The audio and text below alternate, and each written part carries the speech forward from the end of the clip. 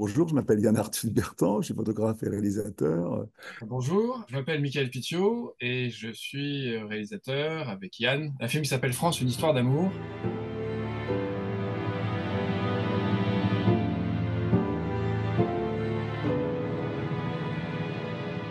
On est partis tous les deux à la rencontre des gens, des Français qui font, des Français qui s'engagent. Et c'est un peu une discussion entre deux copains depuis longtemps. Et c'est aussi, de mon point de vue, un voyage à la rencontre d'un Français un peu particulier qui pour moi est très proche des gens qu'on rencontre, qui est Yann en fait. Puisque c'est pour moi le point de départ de ce film, c'est-à-dire l'emmener lui à la rencontre de gens et en faire un film.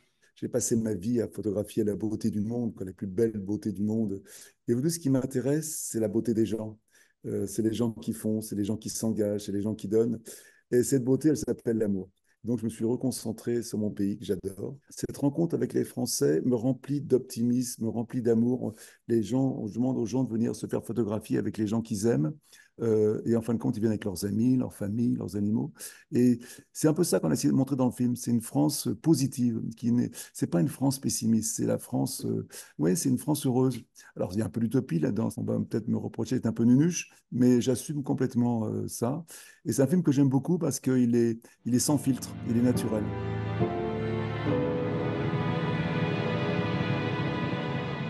Dans ce monde compliqué, donner du sens à sa vie, c'est pas facile. La vie, elle a aucun sens.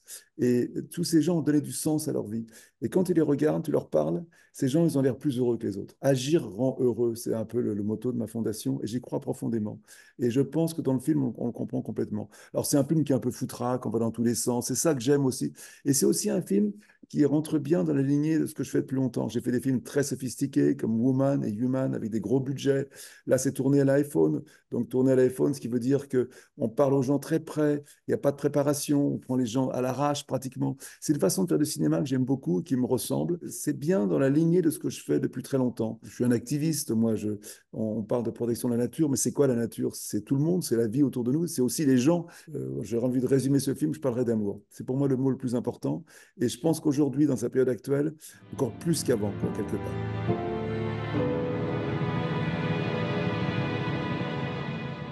Bon, il se trouve que les migrants, on est très impliqués. J'aide une bonne sœur qui reçoit des migrants, qui reçoit 7000 migrants par an et qui est à la porte de la chapelle. Je suis très proche d'elle. Bon, enfin, je vous passe les détails. Et j'ai bien sûr envie d'en parler parce que on a besoin de ces gens. L'autre jour, j'ai été photographier les gens qui construisaient le village olympique. Et on a fait des photos de groupe de 30 à 40 personnes, hein, des gens qui travaillent pour Bouygues, des grosses compagnies. Et je me suis aperçu que dans ces groupes de 30 personnes, il n'y avait que deux Français. Donc on a besoin de ces gens. Les gens, tous les gens qui sont sur les routes, les gens qui vident les poubelles, ce sont des migrants souvent, et donc on a besoin d'eux. Et c'est aussi ce que dit très bien la sœur Marie-Jo, qui est dans le film d'ailleurs, on en parle, c'est simplement être un être humain, quoi, aider les êtres humains autour de soi. Et ce que Cédric Héroux dit très bien, il y a un déni de solidarité, donc je voulais vraiment mettre en avant son travail. Et les paysans, parce que vous avez bien compris que je m'intéresse beaucoup aux gens qui font du bio, des gens qui font mieux, je suis contre l'agriculture intensive, mais en même temps, on est surpris dans un système compliqué. Et alors, les paysans, il y a un vrai, on sent vraiment une espèce de mal-être terrible. D'ailleurs, on prépare un grand film hein, là-dessus, après Human and Woman, sur l'agriculture dans le monde. Et c'est des gens qu'on ne respecte pas assez. Le bio en train de se casser la gueule en France, je ne comprends pas. On n'a pas tous les moyens de le faire, mais si on a les moyens de le faire, bon, c'est bon pour ta santé. Mais en plus, ça aide des gens qui font un travail hein, beaucoup plus vertueux. On mange 3 fois par jour, et chaque fois qu'on mange, c'est un acte d'amour envers les gens qui nous ont nourris. Et ça, peut-être qu'on n'y réfléchit pas assez.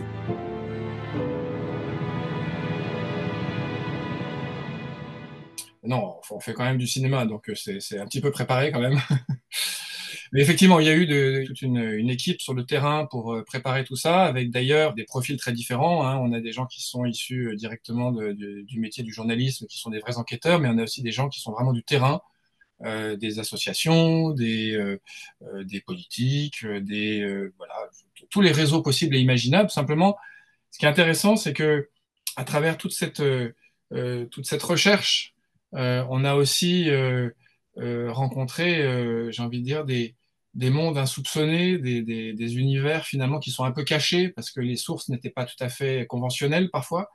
Il y a un petit peu de repérage et il y a aussi beaucoup de chance. Vous savez, la terre du ciel, le travail qu'on fait en photographie, j'ai toujours travaillé avec la chance. Moi, j'ai toujours pensé, on part sur des films sans scénario, sans très peu d'écriture, en ayant des intentions fortes. Bien sûr qu'il y a du repérage, il y a des gens qui ont été repérés, mais on trouve des gens qu'on n'avait pas du tout pensé. Le type qui est dans le petit teaser, qui parle de, qui vit avec sa sœur, qui a eu les deux jambes écrasées, c'est terrible. Pour moi, c'est un des personnes clés du film, mais il était absolument pas repéré. On l'a trouvé par hasard. Sa femme l'avait quitté, il était d'une tristesse infinie. Et j'ai eu envie de lui parler parce qu'il était plein d'émotions, ce type-là. C'est ces gens-là que je veux mettre en avant. En ce moment, il y a une véritable colère de ces gens qui sont un peu abandonnés, qui sont un peu plus pauvres qu'avant, qui ne se sentent pas aimés, en fin de compte, par les gens qui nous dirigent. Et c'est ces gens-là que j'ai voulu mettre en avant en leur disant, mais voilà, on les aime, quoi. Et tous ces gens, je les aime profondément. La fille, par exemple, qui a fait l'abattoir mobile, c'est une fille qui s'est endettée qui la première fois en France, a monté un abattoir où les animaux ne sont pas stressés. Ils sont tués dans leur champ, devant leurs animaux vaches, avec le fermier qui les caresse. C'est formidable. Elle a fait faillite dans l'indifférence générale. Ça me met en colère, ça. C'est vraiment dans ce film, j'ai envie de dire, mais pourquoi est-ce qu'on l'a pas aidé? Pourquoi est-ce que ces gens, j'ai envie de les mettre en avant. Et c'est des gens aussi qui sont plus courageux que nous. C'est des gens qui font des choses, ils ne le savent pas, ils sont plus courageux que nous parce qu'ils se dépassent un petit peu, ils prennent des risques.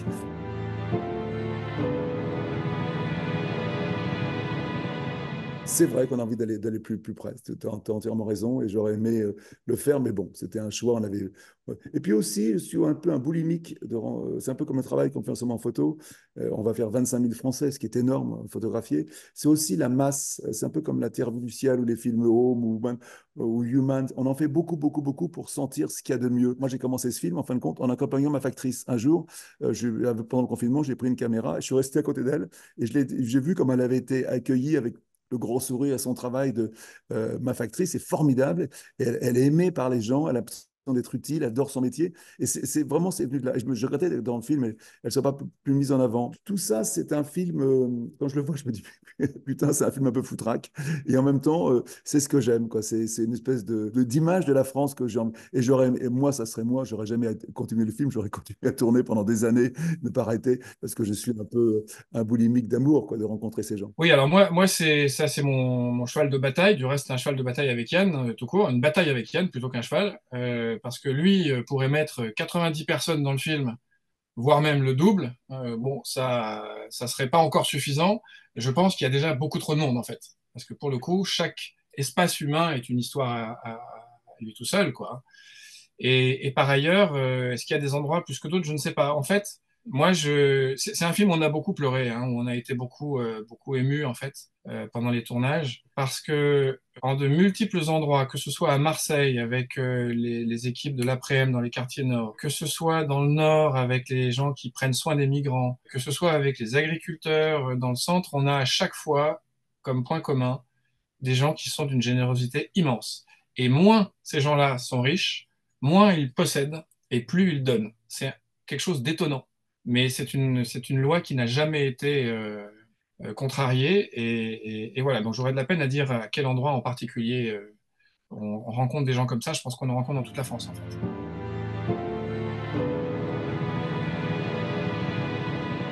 C'est certainement ce paysan dont la femme a quitté, qui est capable de te dire qu'il ne veut pas tuer ses vaches et qu'il va les garder. Parce que vous savez, 90% de la viande de bœuf que vous consommez, c'est des vaches laitières réformées. Parce que les vaches laitières, dès qu'elles ne produisent plus, au bout de 2 ou 3 ans, elles partent à l'abattoir. Et c'est malheureusement, peu de gens le savent. Et donc, lui, il a du mal quand les vaches vous lèchent la main, voilà, vous aiment, c'est difficile de les emmener à l'abattoir. Ce type qui avait été en prison, en réinsertion, il m'a beaucoup, beaucoup touché. Cette simplicité, cette naïveté, cette reconnaissance des erreurs qu'il avait faites. C'est important de savoir s'excuser et de demander pardon, quoi. Et lui, il avait l'intelligence, ce type voilà, qui a certainement pas une grande éducation, de dire faut que je m'excuse, il faut qu'on me pardonne, c'est moi qui ai fait la connerie, c'est à moi de le payer. Et il m'a beaucoup impressionné par ça. Ça, il n'est absolument pas prévu, ce type-là. On l'a trouvé par hasard, on était en centre de réinsertion, et tout on a vu que ce type-là, il était un très bon personnage pour nous. Je pense que l'équipe de l'après-midi m'a beaucoup touché euh, dans cette région de France qu'on connaît mal, qui est pas mal malmenée quand même par un certain nombre de tensions sociales, économiques, politiques, etc. Je crois que oui, j'ai été vraiment touché par le travail qui a été fait à Marseille, et d'autant plus que hasard de calendrier, j'ai vu un film qui s'appelle Bac Nord à peu près en même temps. Et en fait, j'ai été scandalisé par ce film. Parce que je pense que c'est tout sauf l'histoire de ces quartiers, en fait. Après, évidemment, le contexte est tel que voilà, on peut pas mettre de côté comment dire, l'insécurité, l'instabilité, les trafics, etc. Mais fondamentalement, l'histoire humaine qui s'y joue est incroyable.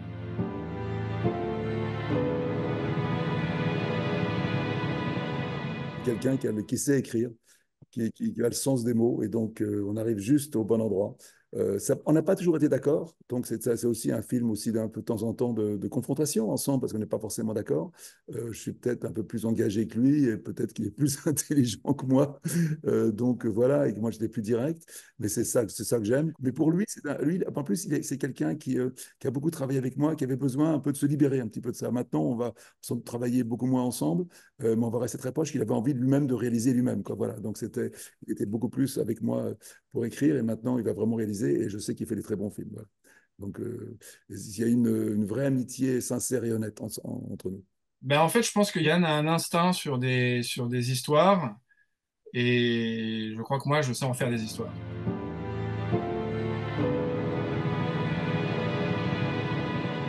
Ça, je pense que c'est pour le coup un sujet sur lequel, enfin, moi, en tant que regard, observateur de tout ça, parce que finalement, je ne mets pas en scène Yann, il suffit de le mettre sur une scène et il se met en scène tout seul.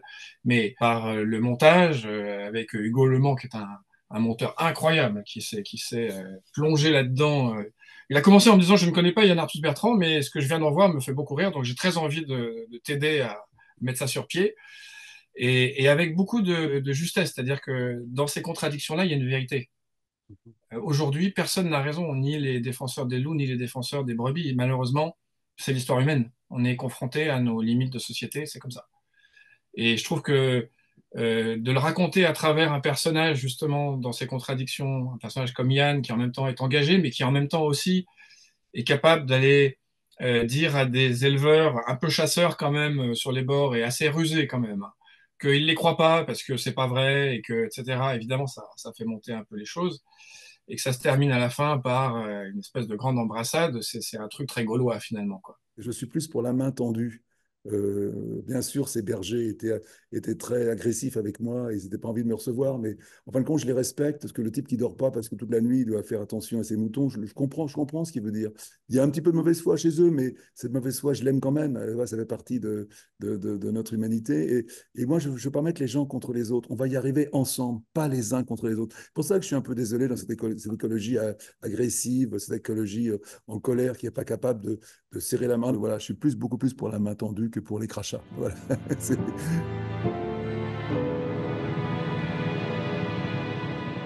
C'est-à-dire que oui, ça a un sens pour moi parce que je suis pas très doué dans les langues. Et quand je travaille en Afrique, je suis en Afrique, il y a beaucoup de pays où on parle français, voilà. Et il y a un amour de la langue française, quoi, qu'on a.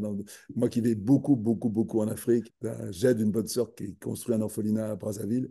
Et je peux vous dire que tous ces gosses, ils ont un français génial et que j'adore, hein, tellement imagé, tellement fort. Mais en même temps, vous savez, je pense que le nationalisme, c'est un peu la plaie de l'humanité. Alors bien sûr que le français, c'est important, mais on devrait tous parler anglais, on devrait tous parler un petit peu d'espagnol, de chinois, d'arabe, pour pouvoir se communiquer entre nous. Je pense que c'est vraiment... On n'est pas assez nous dans les langues.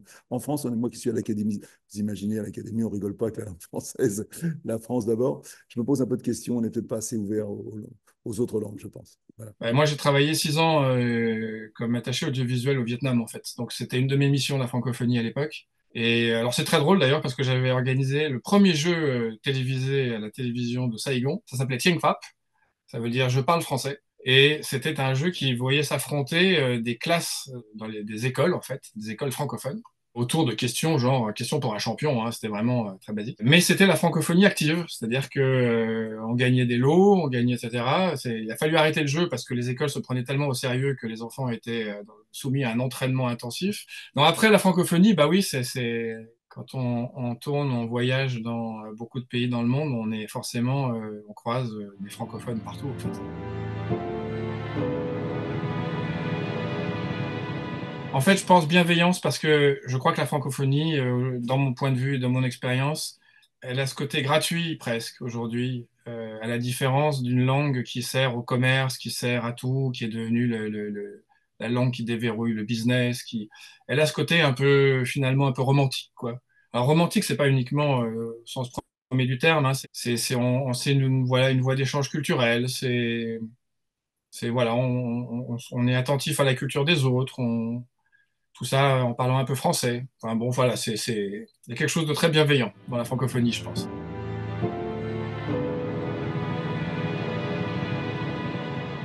C'est bien parce que d'abord c'est pas à Cannes et je trouve que c'est peut-être mieux pour nous parce que je j'aime pas ce côté jet, tapis rouge, luxe. J'ai l'impression que je vais dans la France que j'aime, la France des régions que j'aime et c'est la France que je photographie en studio photo. Je pars à Angoulême la semaine prochaine faire un studio photo à Angoulême avant et je vais le préparer voir si je peux louer une maison pour l'équipe et tout. Donc je suis ravi d'aller à Angoulême, ravi, ravi. Et puis j'aime les gens qui dirigent Angoulême, qui ont une vision du cinéma, voilà, populiste. Et aujourd'hui, je ne supporte plus la violence au cinéma. Je ne supporte plus les films de guerre. Je ne supporte plus les films. On est dans un monde. La violence est tellement autour de nous dans la réalité que j'ai plus du tout envie de le voir au cinéma. J'ai envie de parler d'autre chose. Peut-être qu'Angoulême, un cinéma intelligent, un cinéma sensible, un cinéma français, en fin de compte, qui m'intéresse peut-être beaucoup plus que le cinéma d'action, de violence et de mort. Voilà. Dans ce monde très compliqué, on a tous une mission d'essayer de changer le monde en l'améliorant. C'est la force de l'homme, hein. Regardez, regarde ce qu'on est arrivé à même presque 8 milliards d'habitants. Ce qu'on a réussi est incroyable. Et moi, je sais filmer, je sais faire de l'image. Donc, c'est ma façon à moi de témoigner et de donner du sens profondément à ma vie. Et j'ai une chance formidable de faire ce métier. Chaque fois, je me dis, mais quelle chance j'ai de faire ce métier, les gens que je rencontre, les gens que je vois. Et quand je fais des petites conférences, je dis, moi, je ne suis pas banquier, je ne suis pas directeur d'entreprise, je ne suis pas pompier. Chacun dans son métier sait ce qu'il peut faire. Moi, je suis cinéaste, je sais ce que je peux faire, c'est faire des films et d'essayer de faire des films souvent libres de droit, afin que les livres puissent montrer dans les écoles, voilà, montrer dans l'association. J'aime le côté, voilà, des films qui travaillent avec des mécènes, qui nous permet d'être beaucoup plus libres avec ça.